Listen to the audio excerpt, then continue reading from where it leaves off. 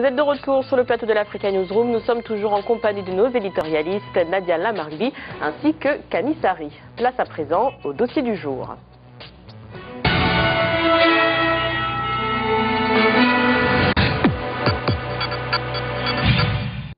Du Sénégal à la Côte d'Ivoire, ils font partie intégrante de la société. Ils sont devenus des maillons essentiels du paysage économique des pays africains où ils sont établis. Premier investisseur du Sénégal, les Libanais posséderaient 60% des PME, PMI, alors qu'en Côte d'Ivoire, ils seraient crédités de 60% du parc immobilier, par exemple. Un reportage d'Elan Ndiaye et Olivier Conan, nos correspondants au Sénégal et en Côte d'Ivoire.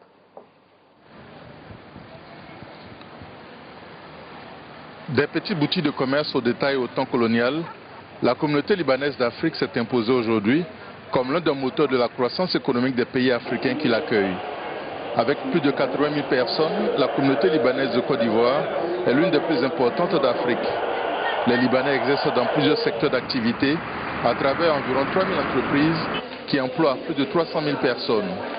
En 2012, l'apport fiscal de la communauté libanaise était estimé à 350 milliards de francs CFA, soit environ 15% des recettes fiscales. Une présence appuyée dans l'économie sénégalaise, autre terre d'accueil de cette communauté. Quelle est la clé du succès des Libanais d'Afrique? Quels sont les ressorts de cette force économique? Pourquoi cette communauté n'abandonne jamais le pays d'accueil, même pendant les difficultés et l'instabilité politique?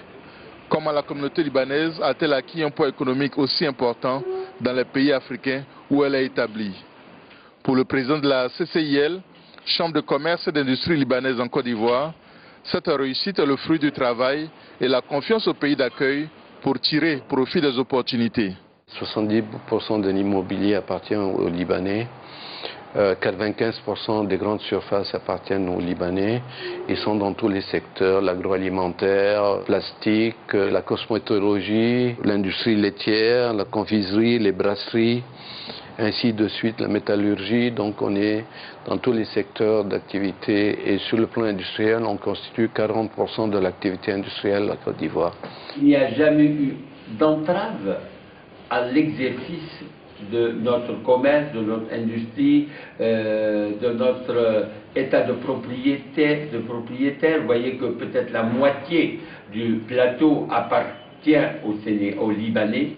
La progression économique de la communauté libanaise s'est construite pendant des décennies au rythme du développement des colonies françaises puis des États africains après les indépendances. Ce savoir-faire économique est transmis de génération en génération. Au fil des années, les activités commerciales passent des boutiques de commerce au détail pour devenir de grands groupes investissants dans l'industrie.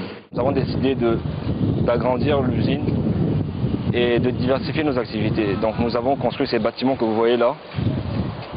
Nous avons obtenu des financements bancaires par nos banques et nous avons voulu diversifier un peu, faire de l'oxo-dégradable et faire d'autres articles de plastique, c'est-à-dire tout ce qui rentre dans les chaises, les tables, tout ce qui est extensif de ménage, des articles de ménage. Nous allons recevoir environ 11 machines. Nous avons déposé une demande d'agrément au CPC, on espère l'obtenir. Et ici, nous allons employer environ 250 employés et pour produire environ 300 tonnes de plastique mensuellement. L'une des clés du succès de la communauté économique libanaise, c'est qu'elle agit à contre-courant du comportement généralement observé chez les investisseurs. Alors que l'instabilité politique, les coups d'État font fuir les investisseurs, les Libanais voient ces événements comme une opportunité pour investir. Donc nous sommes restés là, nous avons racheté même des entreprises françaises que nous avons fait prospérer. Je parlais de Bernabé, nous avons toujours cru en ce pays, nous avons continué à investir dans l'immobilier actuellement. Si vous voyez le plateau, bien le commerce, ou bien Abidjan en entièreté, la plupart des immeubles qui sont là appartiennent à des Libanais. Donc nous croyons en ce pays, nous continuerons à investir. Moi-même qui vous parle, je suis né ici, j'ai créé ma structure hospitalière. Et c'est pour vous dire qu'on est très attaché à ce pays, qu'on n'ira pas ailleurs, qu'on restera là. Et si les affaires se portent bien, cela n'est pas sans susciter des critiques.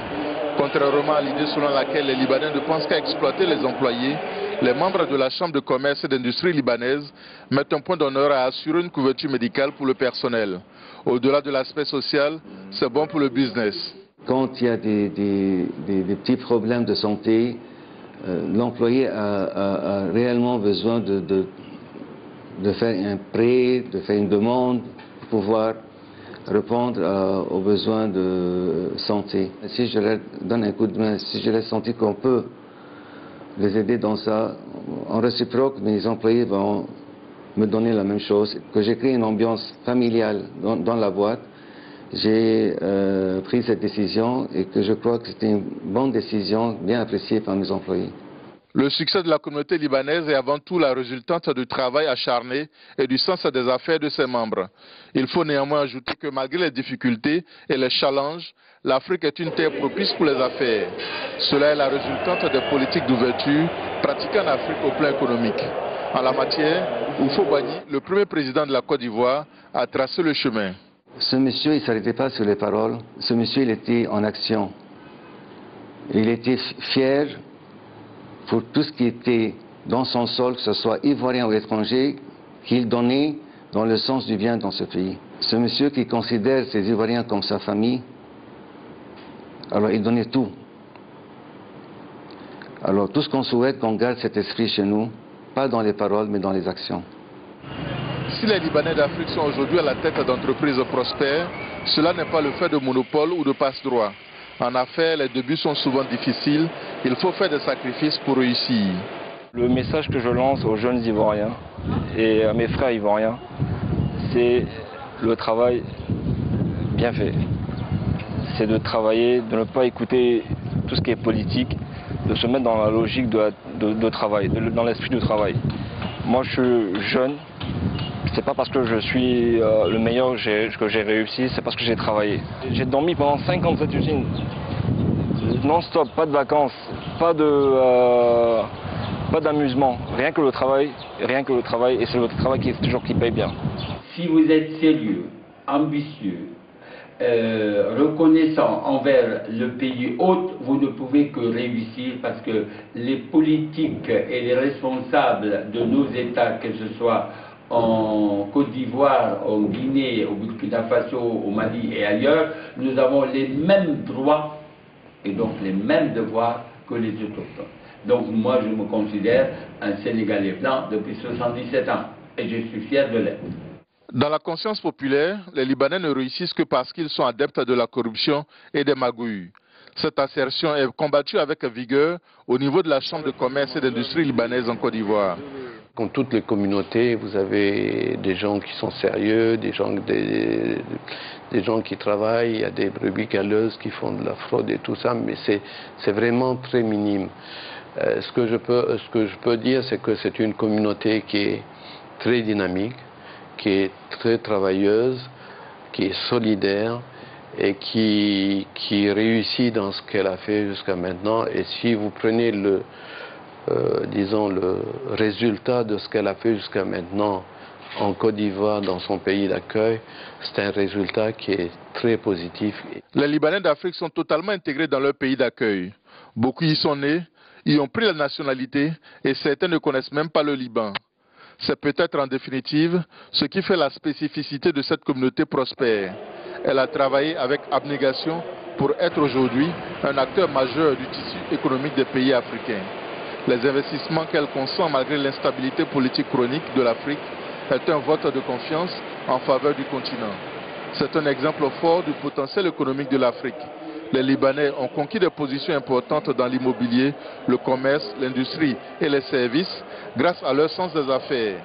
Pour les entrepreneurs libanais, la tendance est à la création de partenariats forts avec les hommes d'affaires nationaux pour créer de grands groupes capables d'aller à la conquête du monde entier. Nadia, quelle est pour vous la plus-value des Libanais dans le monde des affaires? Écoutez, c'est une question intéressante dans le sens où c'est pas, à mon sens, le fait qu'ils soient libanais qui fait leur différence. C'est que vraiment, ils ont choisi d'être membres d'une communauté nationale.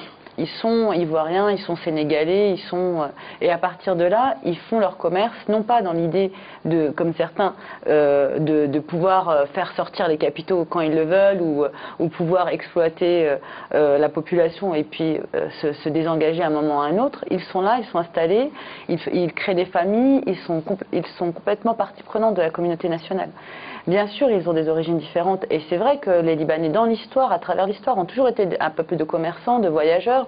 À travers l'histoire, ils ont traversé le monde entier, et à chaque fois, ils ont été parmi les peuples les plus dynamiques en termes de commerce. En tout cas, ils ont commercé énormément.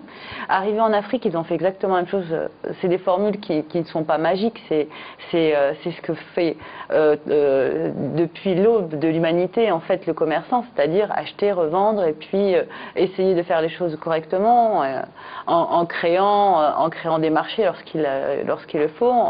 Et leur force aussi, c'est cette capacité à mobiliser d'autres réseaux. Ils ont des réseaux qui sont assez puissants au sein même du pays, mais aussi dans les sous-régions.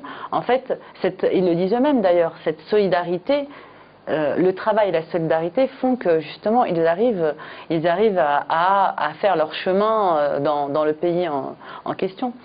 Et c'est une vraie force en effet. Comment voyez-vous, Camille, cette concurrence entre les commerçants libanais et ceux qui sont sur place, les Africains d'Afrique? Les Libanais, ils ont un esprit d'entrepreneuriat. Évidemment que c'est un peuple, ils descendent des Vénitiens, donc c'est des voyageurs, des commerçants, mais ils sont dans la création. Dans la création au sens où ils investissent dans l'industrie, par exemple. Et ça, j'ai visité vraiment plusieurs entreprises libanaises dans toute l'Afrique de l'Ouest.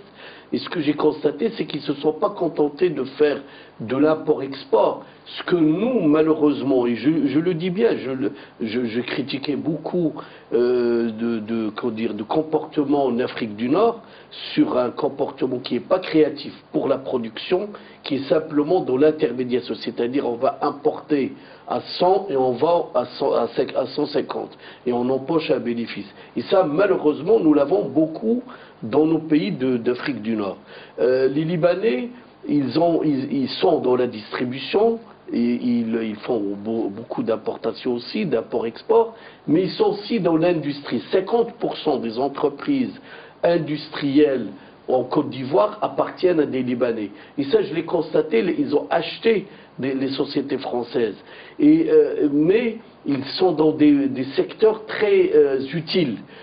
Ils sont dans l'alimentaire, par exemple. Dans l'alimentaire, avec des marques un peu, des fois, copiées sur des marques françaises, mais peu importe, du moment qu'ils ont fait le choix de produire localement. Il y a beaucoup de produits alimentaires, ils sont dans l'imprimerie, et ça c'est très bien, ils sont dans beaucoup de produits agroalimentaires de transformation. En fait, ils ont commencé par la distribution, ils se sont rendus compte qu'au lieu d'acheter des produits ailleurs, pourquoi ils ne les produisent pas? Et puis ils ont eu l'opportunité que beaucoup de sociétés françaises se sont désengagées. Il y avait dans le reportage, ils ont cité une société que je connais bien à Barnabé, mais moi je peux citer d'autres exemples. Ils sont même dans l'industrie très mécanique de précision. Mais comment cette communauté, Camille, s'est-elle rendue incontournable?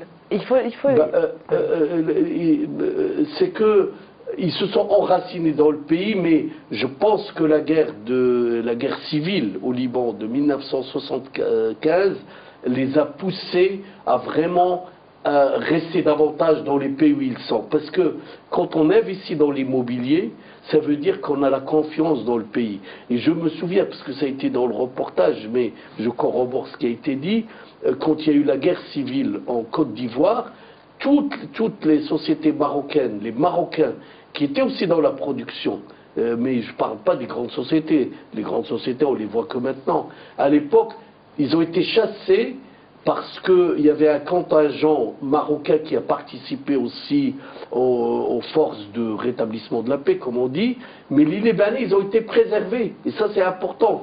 C'est que même les blégoudés, même les rebelles du Nord, etc., ils n'ont pas touché les Libanais. Et je me souviens, dans l'institut que j'ai créé avec Marcel Jaber, l'ESG d'Abidjan, il est resté Marcel Jaber. Il avait de la famille ici en France. Il aurait pu venir ici. Il est resté, mais dans des conditions horribles, dans des locaux infestés de rats, etc. Mais il a tenu cette baraque-là, qui était quand même notre bien commun. Et il l'a développé. Maintenant, ça continue. Nadia, vous voulez réagir? Oui. Ce que je voulais préciser aussi, c'est que les Libanais ont cette force aussi d'être très instruits. Contrairement à une bonne part de la population locale. C'est-à-dire qu'ils insistent sur l'éducation. On les voit tous, hein, dès que leurs enfants sont en âge d'intégrer des institutions qui soient sous-régionales ou à l'étranger, sur des autres continents, ils n'hésitent pas à investir dans l'éducation de leurs enfants. Et je trouve que c'est très important justement de marquer cette différence-là. S'ils réussissent, c'est d'une part, c'est souvent des entreprises familiales, donc ils font beaucoup confiance à leur entourage proche, et c'est beaucoup des gens instruits. S'ils sont dans les secteurs en effet agroalimentaires, industriels, ils sont beaucoup aussi dans les secteurs médicaux et dans les secteurs de pointe. Ils ont cette force-là justement, à la fois d'être... en fait, c'est pas des étrangers de l'intérieur, mais presque, c'est des gens qui sont de l'intérieur. C'est pas des étrangers en fait. Hein. C'est vraiment des... Je complète ce que dit Nadia. L'exemple vraiment concret que à l'ESG, quand on a créé l'ESG dans 97, l'ESG qui est une filiale de Paris, mais on lui a donné une autonomie là-bas sur place, on l'a créé avec Marcel Jaber, la plupart de nos éditeurs c'était des chefs d'entreprise libanais. Et ils n'avaient pas besoin de venir suivre les masters, c'est un diplôme, ils n'avaient pas besoin de ça pour vivre, ils étaient déjà à la tête d'entreprises prospères. Mais ils voulaient perfectionner, vous voyez la démarche, ils voulaient perfectionner leurs connaissances en disant, au lieu de gérer mon entreprise n'importe comment, je viens apprendre la gestion, je viens apprendre les techniques les plus modernes, le marketing, etc., pour un petit peu être beaucoup plus efficace. Alors qu'il y a d'autres, et ça nous l'avons vu même en France, moi j'ai des industriels, ils sont toujours dans la technicité, ils sont très mauvais gestionnaires. Et ça c'est une spécificité des Libanais, c'est-à-dire qu'il faut vraiment toujours faire mieux et plus, et je pense que c'est un facteur de développement, il faut toujours prendre ce qui est positif. Et puis ils ont eu cette capacité de ne pas rentrer dans des groupes politiques. Ils sont restés loin du politique.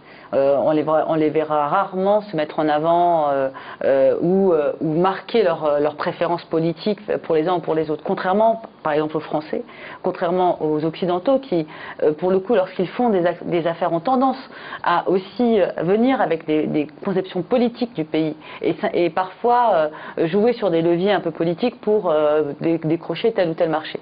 Eux, on sent bien que certainement, et c'était dit très bien dans le reportage, qu'il y a aussi de la corruption, qu'il y a aussi des brebis galeuses, comme ils le disent, mais en fait, ils sont, pour la plupart, c'est-à-dire c'est souvent des PME, hein, c'est 3/4 des entreprises libanaises détenues par des gens d'origine libanaise qui sont dans les pays africains, sont des petites PME ou des structures de taille moyenne, des petites ou moyennes, c'est pas des très très grosses entreprises.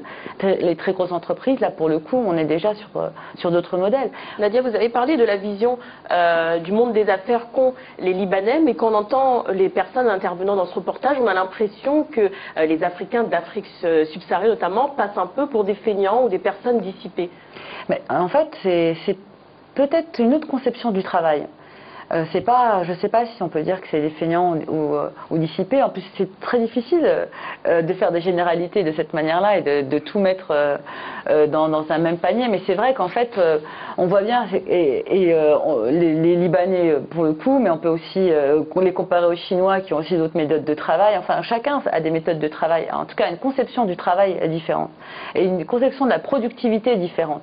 Maintenant, tout est affaire de formation. Lorsqu'on forme bien les gens à tel ou tel emploi, lorsqu'on leur donne des bases pour le travail, aucune raison qu'ils ne travaillent pas. Au contraire, je pense que l'être humain il n'y a pas le gène de la fainéantise chez les Africains et le gène du travail chez les Occidentaux. Ça n'existe pas. C'est une affaire d'éducation, de formation et aussi peut-être de stimulation à l'emploi. C'est-à-dire que si on les payait mieux ou si on leur donne quelques avantages, en général, c'est évident que les gens travaillent. Et Camille, comment se passe la cohabitation sur place? Est-ce que ces Libanais aident leurs compatriotes à avancer dans le monde des affaires, notamment au niveau des transferts de savoir-faire? Oui, ils contribuent. C'est vrai qu'ils ont une vie communautaire, c'est-à-dire ils ont un esprit de corps, hein, et ça c'est caractéristique des Libanais. Mais en même temps, ils contribuent vraiment au développement local.